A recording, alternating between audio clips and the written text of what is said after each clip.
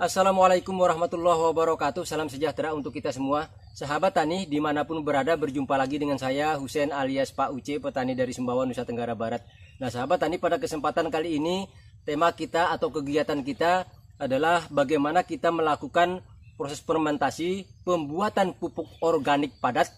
Dan selain berfungsi sebagai pupuk organik padat, namun juga berfungsi sebagai bahan media tanam. Nah, bahan media tanam maksudnya bagaimana? Pupuk organik juga bahan media tanam. Namun yang saya maksud bahan media tanam, apabila kita akan menggunakan untuk media tanam seperti polybag, planter bag, pot, dan lain-lain sebagainya, cukup hanya kita gunakan bahan yang kita fermentasi ini, tinggal ditambah tanah saja, sudah memenuhi kriteria media tanam yang baik. Di mana kriteria media tanam yang baik, sahabat tani, yaitu yang pertama memiliki porositas tinggi, yaitu gembur remah, kemudian kaya akan unsur hara, kaya akan mikroorganisme yang baik, kaya akan bahan-bahan organik, di samping itu mampu menyerap air dengan kapasitas sedang dan menyimpannya, kemudian juga mampu menjaga kelembaban. Di samping itu juga sahabat tani tidak gampang memadat tatkala dalam jangka waktu yang panjang. Nah, maka proses fermentasi ini kita akan melakukan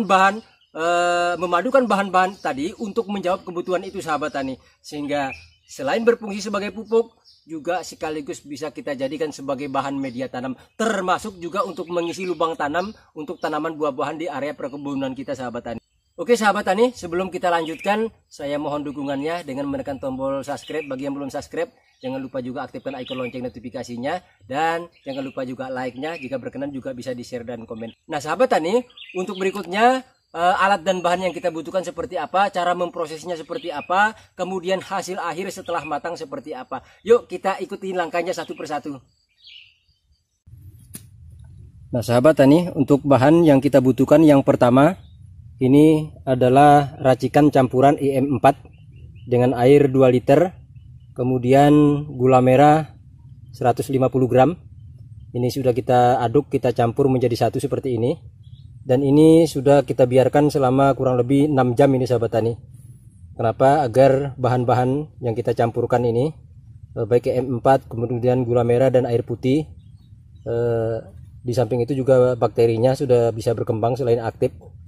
Nah ini seperti ini sahabat tani, setelah kita lakukan pencampuran, dan setelah kita campur kemudian kita biarkan selama 6 jam biar bakterinya bisa berkembang. Kemudian ini air sahabat tani, ini air kita siapkan, satu ember itu 30 liter, dan ini 2 ember 60, jadi 75 liter kita siapkan untuk air bersihnya.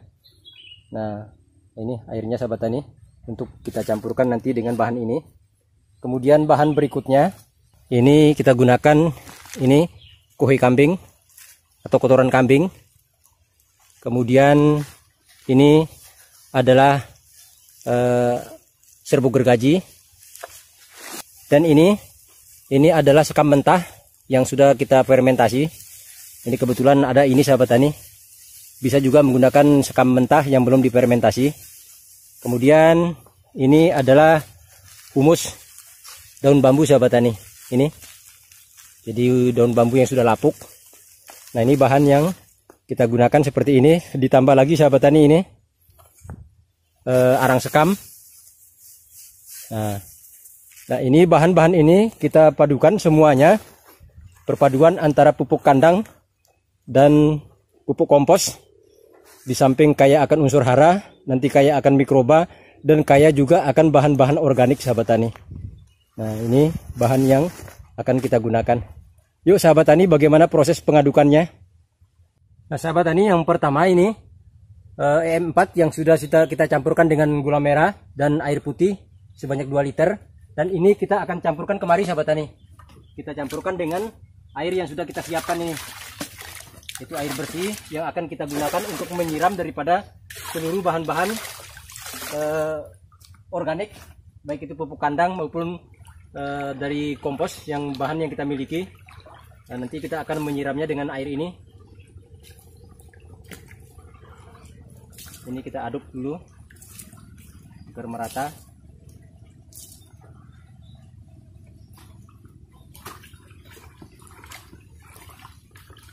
Nah untuk jumlah air ini sahabat tani, ini bisa disesuaikan dengan jumlah bahan. Yang penting pada saat kita lakukan proses penyiraman, bahan-bahan tadi semuanya bisa merata dan lembab, namun tidak sampai basah tapi lembab. Artinya lembab. Ini sahabat tani, airnya kalau kita genggam, kita remas, tidak menetes. Yuk, bagaimana cara kita mengaduknya seluruh bahan-bahan ini? Nah, sahabat tani, bahan-bahan ini kita campurkan semuanya, baik itu kuhe kambing, kemudian serbuk gergaji, sekam mentah, arang sekam, dan juga dengan humus daun bambu. Nah, ini kita aduk dulu, kita ratakan sahabat tani. Nah sahabat tani, ini terus kita lakukan pengadukan agar seluruh bahan yang kita akan fermentasi ini bisa menyatu sahabat tani. Dan sahabat tani, kalaupun tidak seperti ini, bisa kita lakukan pada saat kita menumpuk bahan, ya bisa kita berikan secara berlapis sambil kita siram. Nah kemudian baru nanti pada proses 3-4 hari kemudian kita lakukan pengadukan. Nah itu bisa merata sahabat tani, itu bisa juga salah satu cara. Dan setelah kita lakukan pengadukan seperti ini, sudah tercampur, maka berikutnya yang akan kita lakukan adalah menyiramnya dengan air yang sudah kita siapkan sahabat tani.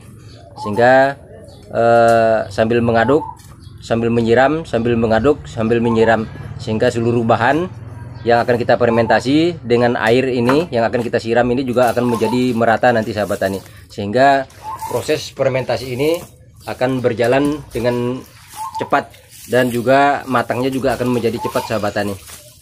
Nah setelah proses seperti ini sahabat tani, langkah berikutnya yang harus dilakukan, yang pertama ini nanti kita akan menutupnya setelah ini selesai. Kemudian selang 4-5 hari sekali kita akan melakukan pengadukan, sehingga bahan-bahan ini akan tercampur dengan baik sahabat tani. Di samping itu tujuannya juga agar kita sambil mengontrol jika ada bahan-bahan yang mengering.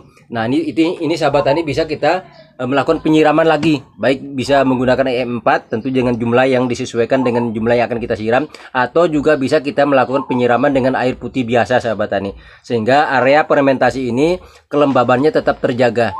Nah ini yang harus kita perhatikan sahabat tani. Maka setelah bahan-bahan ini tercampur dengan baik, nah seperti ini sahabat tani, jadi kita lakukan, kemudian kita ratakan lagi nanti bagian atasnya, baru kita tutup dengan terpal dan sejenisnya agar tidak terkena sinar matahari langsung dan juga air hujan sahabat tani. Nah ini seperti ini kita tutup bagian atasnya, walaupun ini di bawah naungan tetapi tetap aja ada percikan matahari yang masuk. Nah ini kita lakukan pengadukan sahabat tani. Kebetulan ini bagian atasnya itu sudah agak mengering, maka perlu kita aduk, kita campur sehingga bercampur dengan yang basah sahabat tani. Nah ini juga bagian yang mengering tadi bisa juga kita siram lagi dengan menggunakan air seperti yang saya bahas tadi di awal.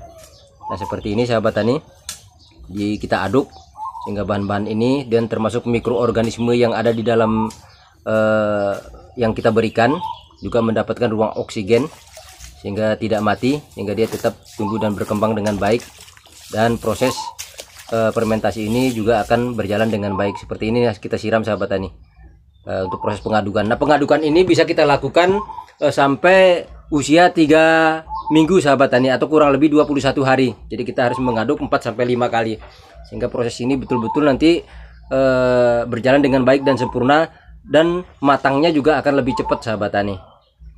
Nah ini seperti ini. Setelah ini kita tutup lagi. Nah begitulah seterusnya sahabat tani, kita aduk, kita tutup, kita aduk, kita tutup. Nah seperti ini hasilnya. Nah kita tutup lagi. Kemudian setelah proses ini sahabat tani, bagaimana hasil perkembangannya setelah 3 minggu atau 21 hari. Halo sahabat tani, jadi pada kesempatan kali ini kita akan mengupdate hasilnya sahabat tani setelah usianya 21 hari alias 3 minggu sahabat tani. Rencana kita akan update-nya usia 1 bulan, tetapi kebetulan karena ini kita ada rencana keluar kota selama 1 bulan, maka ini kita update lebih awal sahabat tani. Nah ayo kita lihat hasilnya sahabat tani.